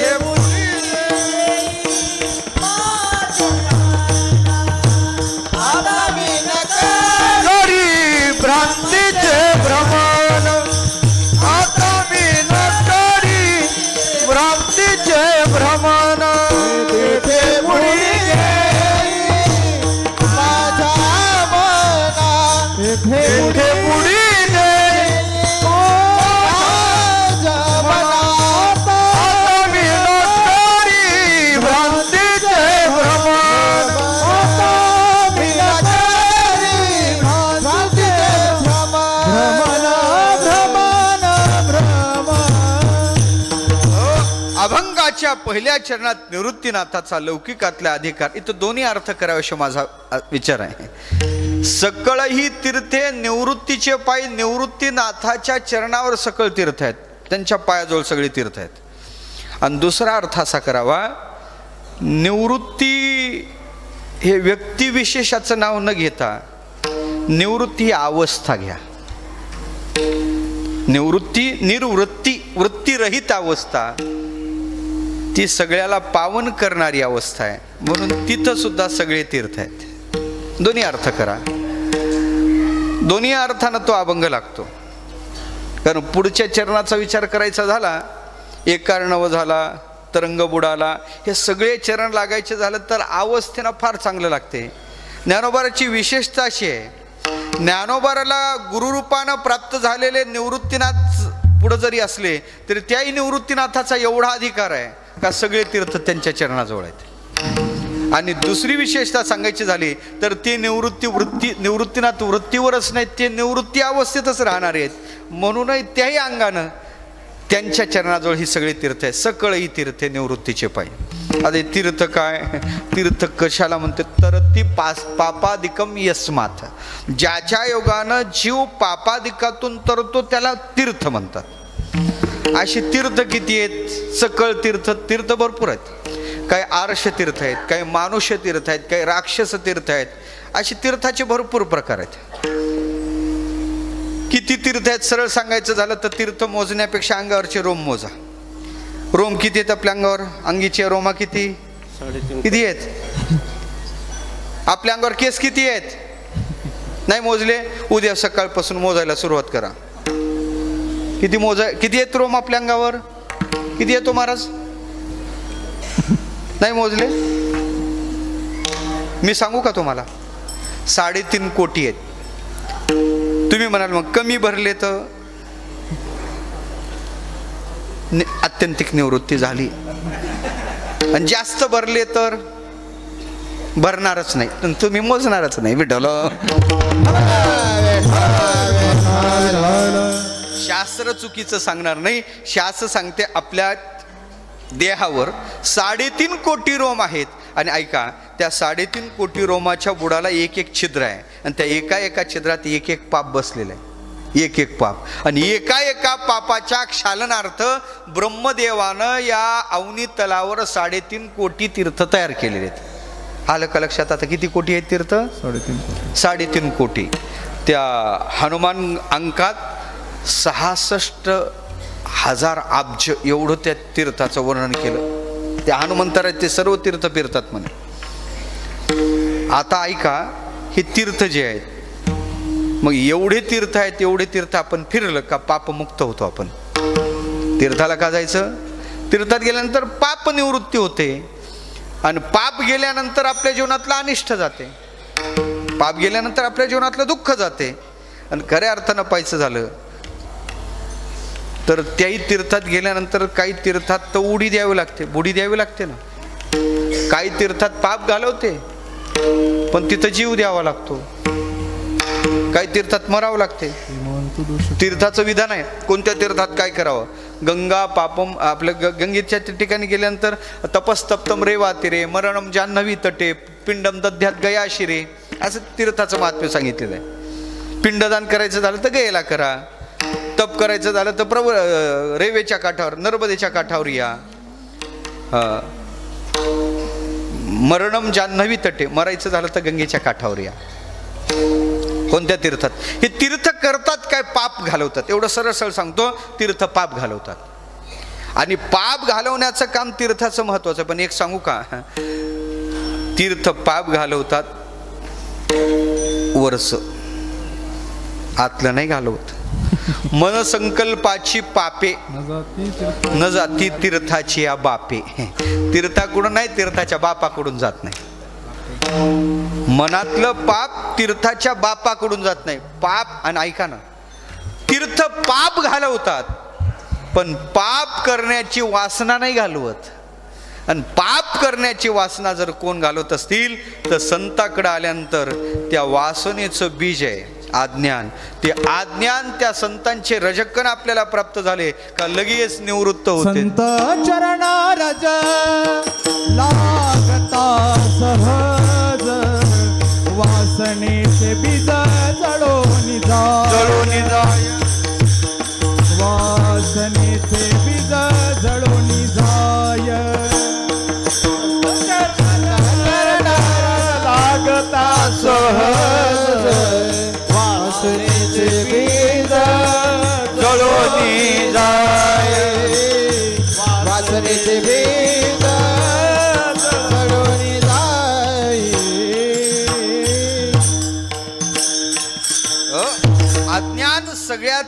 आहे ते अज्ञान संतांच्या भेटीत निवृत्तीनाथाच्या भेटीत निघून जाते, ही विशेषता आहे. म्हणून सगळे तीर्थ आहे. दुसरी विशेषता सांगायची झाली तर सगळे तीर्थ त्यांच्या चरणाजवळ आहेत का? कारण तीर्थाला सुद्धा पावन होण्यासाठी गंगेनं इथे तो 8च टाकली होती. येतो बाबा, पण इथं लोक चांगले आहेत नाही, फार पापी आहेत. कलियुगाचा विचार करायचा झाला तुम्ही चिंता करू नको, लोक माझ्या स्नान करतील, मला पाप समर्पण करतील. ते म्हणजे चिंता करू नको. ते पाप निवृत्त करण्यासाठी साधू सुद्धा इथं आहेत ना, साधू सुद्धा इथं आहेत. म्हणून त्या गंगेनं त्याच अटीवर इथं येणं केलेलं आहे. म्हणून तीर्थाला सुद्धा पावन करण्याचं सामर्थ्य या साधूच्या ठिकाणी आहे. तीर्थे कुर्वंती तीर्थानी, तीर्थाला सुद्धा ते तीर्थ करतात. किंवा सगळ्या तीर्थाचं मूळ ते आहे. सकळ तीर्थे माध्यान्न काळी येती पुंडलिका जवळी, करती आंघोळी वंदिती चरणा. तीर्थे तया ठाया येती पुनीत भावया, पर्व काळ पाया तळी वैसे वैष्णवा. सगळे तीर्थ त्यांच्या पायाजवळ येतात का? पावन होण्यासाठी. आमचे गुरुजी सांगायचे, बुवा या जगातात भौमतीर्थ आहे आणि एक चित्तीर्थ आहे. भौमतीर्थाला पावन करण्यासाठी त्याला चित्तीर्थाची अपेक्षा आहे. आणि चित्तीर्थ जर कोण असतील तर हे संत आहेत. काय हे तीर्थ आहेत? तर जीवाला पापादिकातून निवृत्त करतात, जीवाच्या जीवनातला अनिष्ट निवृत्त करतात. निवृत्तीनाथाचा तो अधिकार आहे. निवृत्तीनाथाचं केवळ तुम्ही स्मरण केलं, त्यांच्या विग्रहाचं जरी चिंतन केलं तरी पाप राहत नाही, अनिष्ट राहतच नाही. अपाद मूलीपर्यंत श्रीगुरुम आकृतीम स्मरेत तेन विघ्नः प्रणश्यन्ति. 3 अक्षरे निवृत्ती जो जप करील अहो रात्री, त्यासी सायुजता मुक्ती. ब्रह्मस्थिती सर्व काळ.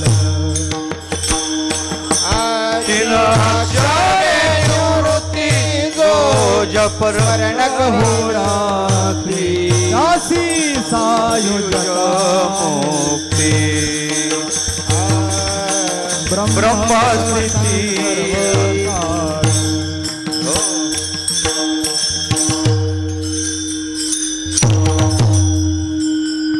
काय कीर्तन? फक्त कीर्तन हे साथीसाठी आहे. मृदंग विठ्ठल विठ्ठल विठ्ठल विठ्ठल.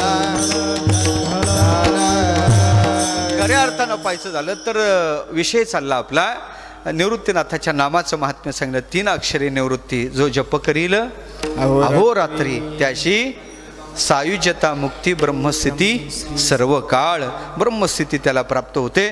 माझा विषय चालला, स्थूल विग्रहाचं जरी त्यांच्या चिंतन केलं तरी त्या चिंतनाचं फल सांगितलेलं आहे का? तेन विघ्नः प्रणश्यन्ति सिद्ध्यन्तीचे मनोरथान. साधकाच्या जीवनात विघ्नच येत नाहीत, दुःखच येत नाही. ही निवृत्तीनाथाच्या चिंतनाचं फळ आहे. निवृत्तीनाथाचं चिंतन केलं तर ब्रह्मरूपता प्राप्त होते. आत्यंतिक दुःखाची निवृत्ती, परमानंदाची प्राप्ती त्याला होते. सगळे तीर्थ त्यांच्या पायाजवळ आहे. सकळ ही तीर्थे निवृत्तीचे पायी. सगळ्या तीर्थाला पावन होण्यासाठी निवृत्तीनाथाच्या चरणाजवळ आहे. एवढंच नाही, निवृत्तीनाथाच्या पायाजवळ सर्व तीर्थरूप असणारी भागीरथी म्हणजे दक्षिण गंगा म्हणजे गोदामय्या त्यांच्या पायाजवळच आहे. म्हणून खऱ्या अर्थानं पाहायचं सकळ ही तीर्थे निवृत्तीचे पायी. कोणताही अर्थ करा. आणि निर्वृत्त स्थितीत कोणत्याही प्रकारचं पाप राहत नाही. पापाला कारण वृत्ती आहे आणि वृत्तीरहित स्थिती त्यांची आहे. वृत्तीवर आहे तर पाप आहे, वृत्तीच नाही काय पाप आहे. म्हणून खऱ्या अर्थाने निवृत्ती अवस्थेत ते राहणारे आहेत. सगळं ती अवस्था आपल्याला प्राप्त झाली.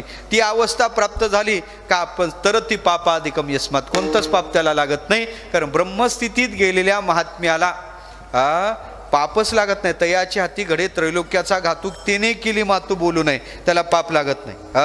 तो एकेची ठाई बैसला सर्व तत्वची गेला, हे असो विश्व झाला अंगेची तो. असं त्याचं ब्रह्मरूपता प्राप्त झालेल्या महात्म्याचं वर्णन ग्रंथात जर तसं केलं असेल तर माझा विषय चालला. ही सगळी तीर्थ निवृत्तीनाथाच्या पायाजवळ. सकळ ही तीर्थे निवृत्तीचे पायी. मग आता काय, पावन होण्यासाठी देहानं उडी देण्यापेक्षा मनाला ज्ञानोबा म्हणतात तेथे बुडी दे माझे मना. हे मना तिथं बुडी दे. मन सगळ्या ठिकाणी बुडी देते, नाही तिथं तोंड खुपसून येते पण तिकडं जात नाही. मन नाही तिथं जाते. कुठेही जाऊ नको म्हणलं, भलत्या सवे धावे सैराट, वाड आड वाटत रे दरुकुट, नाही नाही तिकडं जाते ते, मन वढाय वढाय उभ्या पिकातलं किती आवरा, पण पुन्हा ते पिकावर गेल्याशिवाय राहत नाही, इतकं बिलिंदर आहे महाराज. म्हणून खऱ्या अर्थानं पाहायचं झालं तर हे मन तिथं जात नाही. पण खरं सांगू का, मन अन्य ठिकाणी किती जरी गेलं तरी उपयोगाचं. म्हणून संतांनी उपदेश केला, हे फिरू नको ना, ऋणू झुनू करू नको रे बाबा, ऋणू झुनू रे भ्रमरा, सांडी तो अवगुणू रे भ्रमरा, चरण कमळ दळू रे भ्रमरा, भोगी तू निश्चळू रे भ्रमरा. त्याला उपदेश केला, त्या मनाला संतांनी उपदेश केला. आपण सगळ्याला उपदेश करण्यासाठी समर्थ आहोत, पण मनाला उपदेश करत नाही. रामदास स्वामीनं दुसऱ्याला उपदेशच केला नाही. मना सज्जना भक्तिपंथेची जावे, तरी श्रीहरी पाविजे तो स्वभावे. मना दृष्टवासना कामा न ये रे, हे सगळं पाहून घ्या. म्हणून खऱ्या अर्थानं पाहायचं झालं तर मना सज्जना भक्तिपंथेची जावे, हे मनाला उपदेश केला. म्हणून माझा विषय चालू. मनोबोध नावाचा त्यांचा मोठा उपदेशाचा विचारच आहे. गोविंद गोविंद मना छंद, गोविंद गोविंद मना छंद, हा गोविंद गोविंद मना छंद,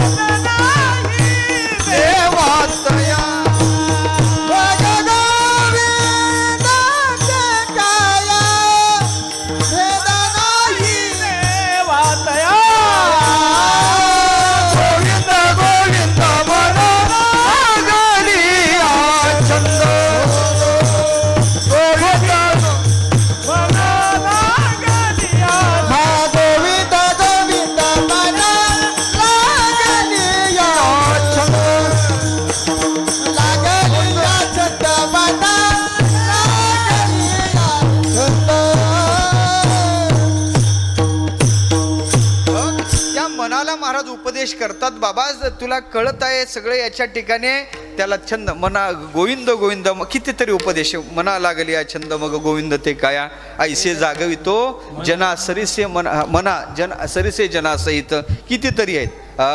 आता माझ्या मना होई सावधान, तुकोबारा म्हणतात ना, जरा कर्णमुळी सांगू आली गोष्टी, मृत्यूचिते भेटी जवळी आले. कितीतरी संतांचे प्रमाण आपल्याला सांगायला जमतील. संत मनाला उपदेश करतात. तसं ज्ञानोबारा म्हणतात, बाबा सगळे तीर्थ ज्यांच्या चरणाजवळ आहे, सगळी पावनता ज्यांच्या चरणाजवळ आहे, सगळे तीर्थ जर त्यांच्या चरणाजवळ वस्ती करत असतील तर असे पावन संतांचे चरण आहे. चरण शब्दाचा अर्थ आहे स्वरूप. चरण शब्दाचा उत्तमानाम स्वरूप मी पाद शब्देनं भन्नेत, अशा प्रकारचं जर सूत्र असेल तर त्यांच्या चरणाजवळ, त्यांच्या स्वरूपाजवळ इतकी पावनता आहे का ते सगळ्याला पावन करू शकतात. म्हणून हे मना असं कर, इतरत्र न भटकता त्यांच्या चरणाजवळ तू उडी टाक म्हणून सांगितलं. आता माझ्या मना काय, आता मी न करी नाही हो, आता मी नाही सकळ ही तीर्थे निवृत्तीचे पाय, तेथे बुडी दे हे माझ्या मना, हे माझ्या मना तिथं बुडी दे. आणि आता तिथं बुडी दिल्यानंतर, ती पावनता प्राप्त झाल्यानंतर, पावन होण्यासाठी झालेली मागे पापे धुवाया गंगे माझी नातो, कशाला काशीले जातो रे बाबा.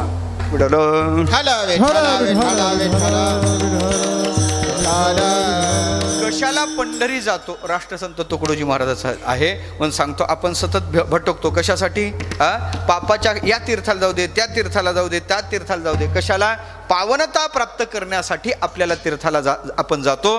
पण आपलं ज्ञानोबारा म्हणतात, निवृत्तीनाथाच्या चरणाजवळ जर सगळे तीर्थ असतील तरी मोक्षाचे तीर्थ न लगे वाराणसी येती तयापासी अवघे जणे, सगळे तीर्थ त्यांच्या चरणाजवळ असेल तर आता मी हे भ्रमात्मक देहाच्या पावनतेसाठी इतरत्र फिरणारच नाही.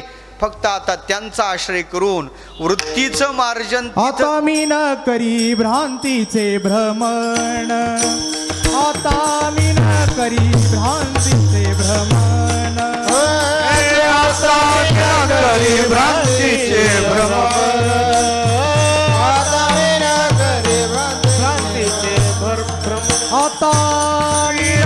करी भ्रांतीचे भ्रमण आता मी न करी भ्रांतीचे भ्रमण हे आता मी न करी भ्रांतीचे भ्रमण आता मी न करी भ्रांतीचे भ्रमण वृत्तीसी मार्जन वृत्तीसी मार्जन केले असे आता मी न करी भ्रांतीचे भ्रमण आता मी न करी भ्रांतीचे भ्रमण वृत्तीचे मार्जन वृत्तीसी मार्जन केले असे आता मी न करी भ्रांतीचे भ्रमण आता मी न करी भ्रांतीचे भ्रमण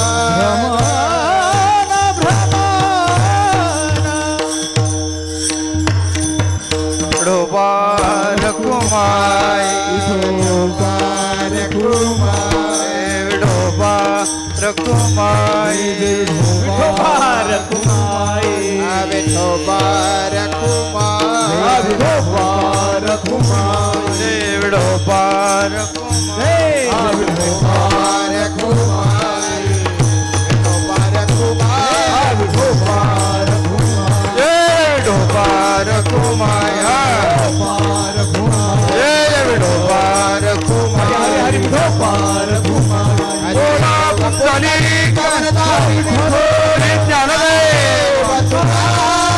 माऊली ज्ञानेश्वर महाराज जगद्गुरु तुकाराम महाराज सद्गुरु जोग महाराज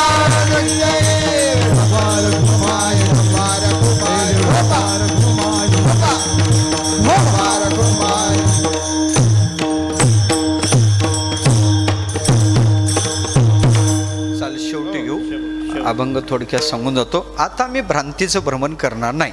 जेव्हाला आपण आतस्मिन तद्बुद्धी आपलं वास्तव स्वरूप आपण आत्मा आहे, पण देहाला आपलं स्वरूप समजून मग त्या देहाच्या पावनतेसाठी आपण सदा सर्व काळ भ्रमण करतो.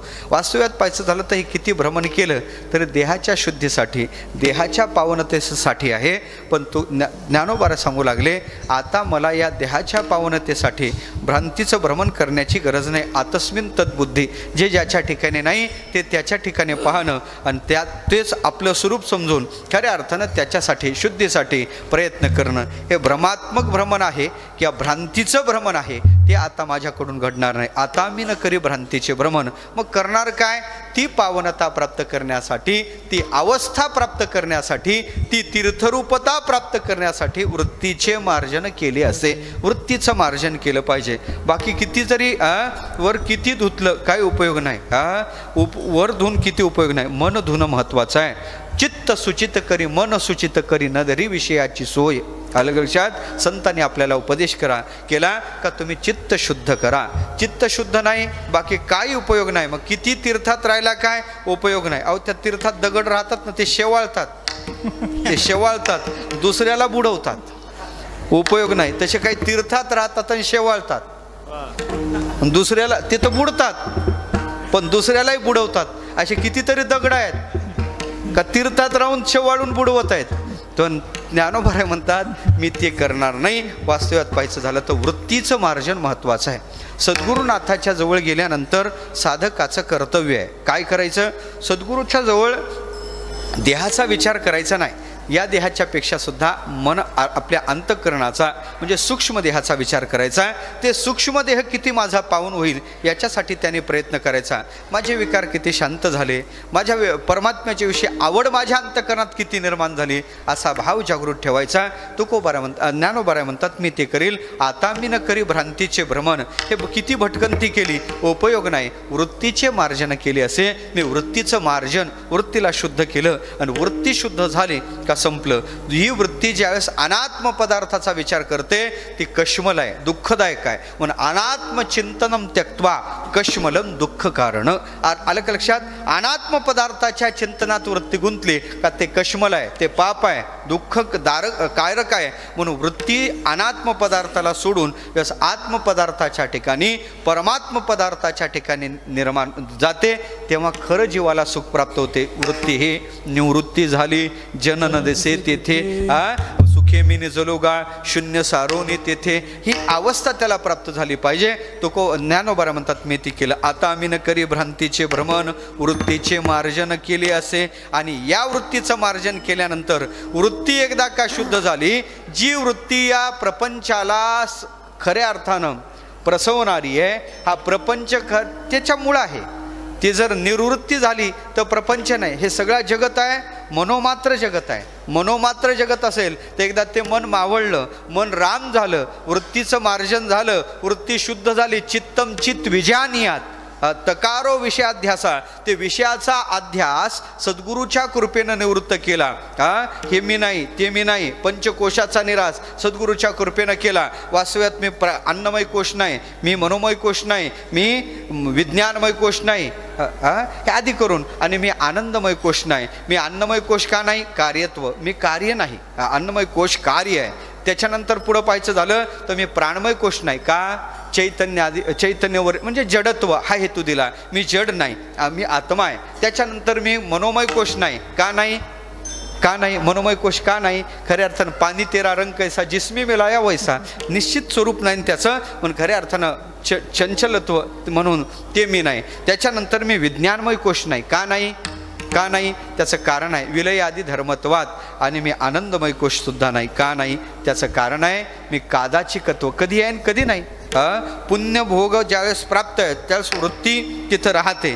आणि प्रिय मोद आणि प्रमोद अशा तीन वृत्तीनं भोगते घडते. हे तिन्ही नाही म्हणून मी तिन्ही पंचकोश नाही. ततत कोशोसु तादात्म्य दात्मा तन्मयो भवेत, त्याच्या बाजूला मला सद्गुरुनाथांनी केलं. म्हणून आता इतकी दिवस मी असं समजत होतो, त्याच्यामुळे मला भटकंती होती. आता माझ्या जीवनातले भ्रांतीचं भ्रमण बंद झालं, वृत्तीचं मार्जन झालं. हे सद्गुरूच्या कृपेनं मला ही अवस्था प्राप्त झाली. माझ्या मनाने सद्गुरुनाथाच्या चरणाजवळ, निवृत्तीनाथाच्या चरणाजवळ असणाऱ्या तीर्थात बुडी दिली आणि त्याला किती पावनता प्राप्त झाली. ज्ञानोबारा एका दृष्टांतानं अभंगाच्या तिसऱ्या कर्णव झाला तरंग बुडाला, हे कर्णव झाला तरंग बुडाला, तरंग बुडाला, हे कर्णव झाला तरंग बुडाला. कैसा देह झाला एक रूप, हरे देह झाला एक रूप, कैसा देह झाला एक रूप, हरे देह झाला एक रूप. आता मी न करी भ्रांतीचे भ्रमण, आता मी न करी भ्रांतीचे भ्रमण, आता मी न करी भ्रांतीचे भ्रमण, आता मी न करी भ्रांतीचे भ्रमण, भ्रांतीचे भ्रमण. आता झालं काय? सद्गुरुनाथाच्या कृपेनं सद्गुरुनाथाच्या चरणाजवळ मी बुडी दिली. गुरुवाक्यानं मन धुतलं आणि आत्मस्वरूपाच्या ठिकाणी रोवून घातलं. आता वेगळं राहिलं नाही. तैसे गुरुवाक्य मन धुतले आणि आत्मस्वरूपी घातलेली रोवनिया त्या सद्गुरुनाथाच्या चरणाजवळ असणाऱ्या त्या तीर्थात मी एकदा ज्ञानरूपी तीर्थ आहे, पावन करणारं तीर्थ आहे, आणि त्या तीर्थात मी एकदा बुडी दिली. बुडी दिल्यामुळं झालं कसं? दृष्टांत देऊन महाराज लौकिकातला सांगतात का एकार्णव झाला तरंग बुडाला. अर्णव म्हणजे समुद्र. एकार्णव झाला, समुद्राला भरती आली. तरंग कुठं गेला हो? उदकावरील तरंग धाविनला सवेग, तरी तिने काय भूमिभाग कर्मी येला? जमिनीवर पळाला का तो? नाही. निर्माण झालाय ते उदकावरच, राहिला तो उदकावरच आणि गेला तो उदकावरच. तसं अपार परमात्मा स्वरूपाच्या ठिकाणी, तसं अपार सद्गुरुनाथाच्या चरणरूपी तीर्थाच्या जवळ माझे आतापर्यंत देहबुद्धिरूपी तरंग होता, जीवबुद्धिरूपी तरंग होता. मी कोणीतरी अमुक आहे असं मला वाटत होतं, पण सद्गुरुनाथांनी कृपा केल्यानंतर हा जीवबुद्धीचा दिसायला वेगळा आहे. नामरूप त्याला तरंग त्याचं नाव आहे, रूप वेगळं आहे. त्याला अर्णव म्हणत नाही, त्याला तरंग म्हणतो आपण. तसं मी आहे तेच स्वरूप, मी ब्रह्मरूपच आहे, पण खऱ्या अर्थानं देहदृष्ट्यानं थोडा वेगळा पडलेला. पण सद्गुरुनाथाच्या चरणरूपी तीर्थावर एकदा अवगाहन त्याचं झालं. त्याच्यामुळं माझी देहबुद्धीचा निराश झाला, देहबुद्धी निवृत्त झाली. हा तरंग बुडून गेला, एकाण्णव झाला, तरंग बुडाला. तसं तैसा देह झाला एक रूप, तसा देह एकरूपतेला प्राप्त झाला. आता तर माझ्यात आणि त्यांच्यात फरकच राहिला नाही. तेही ब्रह्म आहेत आणि मी सुद्धा ब्रह्मरूपतेवर, ती ब्रह्मरूपता त्यांनी मला प्राप्त. किंबहुना अशी निवृत्ती ठेविलो आहे जये स्थिती, ते काय देव हाती वाचेची या, ती अवस्था मी वाणीत सांगू शकत नाही.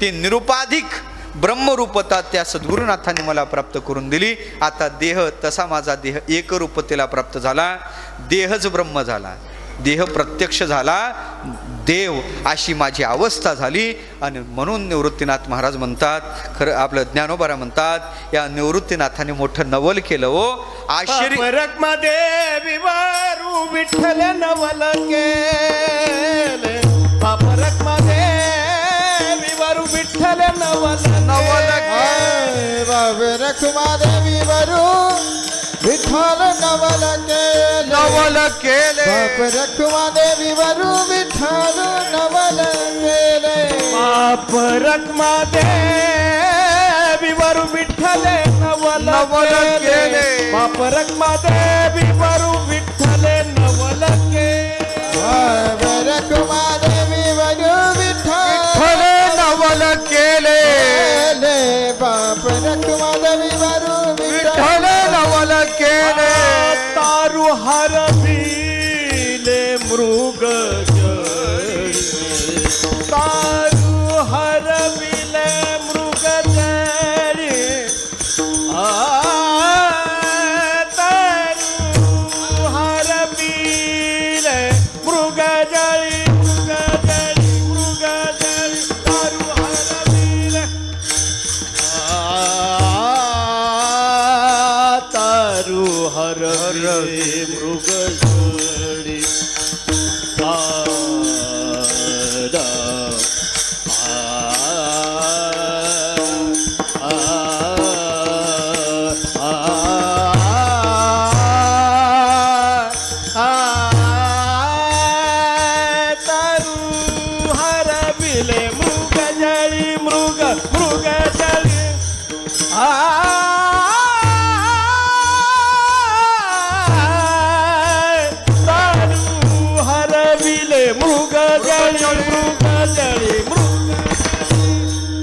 तारू हरविले मृग जळी, आता मी न करी भ्रांतीचे भ्रमण, आता मी न करी भ्रांतीचे तारू हार पिले मृग जळ,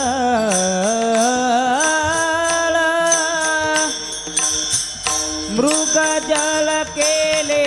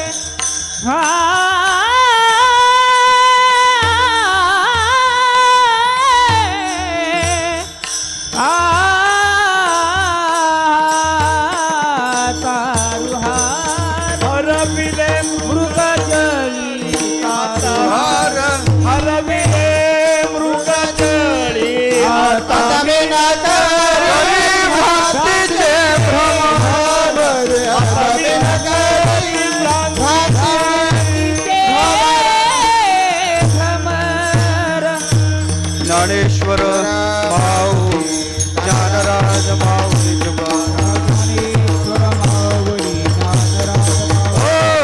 ज्ञानेश्वर माऊली ज्ञानराज माऊली ज्ञानेश्वर माऊली ज्ञानेश्वर माऊली ज्ञानराज माऊली ज्ञानेश्वर माऊली ज्ञानेश्वर माऊली ज्ञानराज माऊली.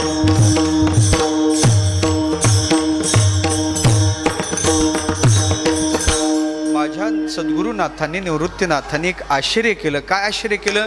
इथं कमालीचा अजातवादाची भूमिका महाराज मांडतात. तारू हरवले मृगजळी. इथं काहीच राहिलं नाही. न झाला प्रपंच आहे परब्रह्म अहम सोहम ब्रह्म कळले. हे सगळं अलीकडलं आहे. प्रपंच एक झाला होता हे तो स्वरूपी मिथ्या वार्ता. पुढे होईल मागुता कदा कल्पनते गडेना. देह तरी काय?